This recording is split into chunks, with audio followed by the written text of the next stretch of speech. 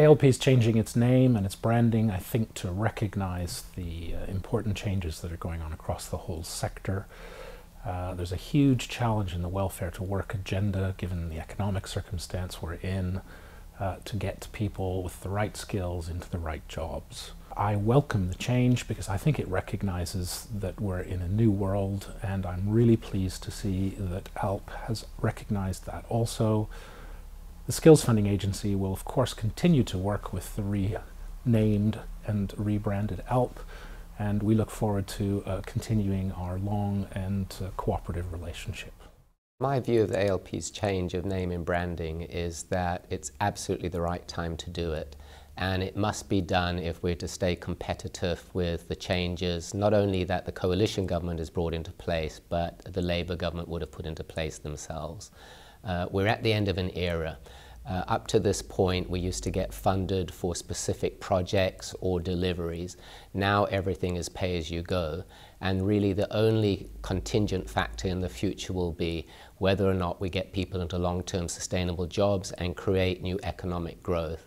And the ALP has to change with the times, and we believe that the new branding and the new focus going forward will allow us to compete effectively and, more importantly, help our members to deliver with their customers. Well, my view of the change in name is that it comes at a very important time.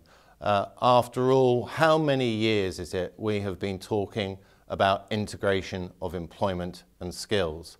We mustn't just talk the talk, we must start doing, and changing the name is a clear signal that providers are prepared to do that. Work and learning, learning and work, we want everybody out there to think in that way, and it's about time that we as organisations actually delivered in that way.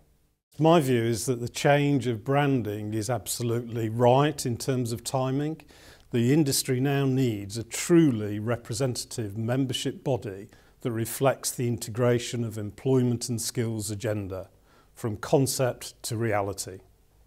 Well, my reaction to their change of name and branding is that it's a very timely reminder of the crucial importance of bringing skills support and employment support together for our customers.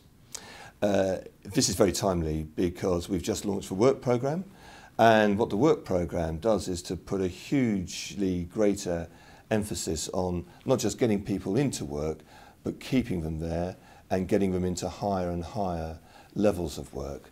I think the AELP is going to be a really important voice in that discussion. Its members are expert at bridging that divide, and I welcome this development. We could reasonably ask why the word employment wasn't originally part of our title. The job we do every day with our learners is more than supporting skills and knowledge acquisition. It's about preparing learners for their employment future.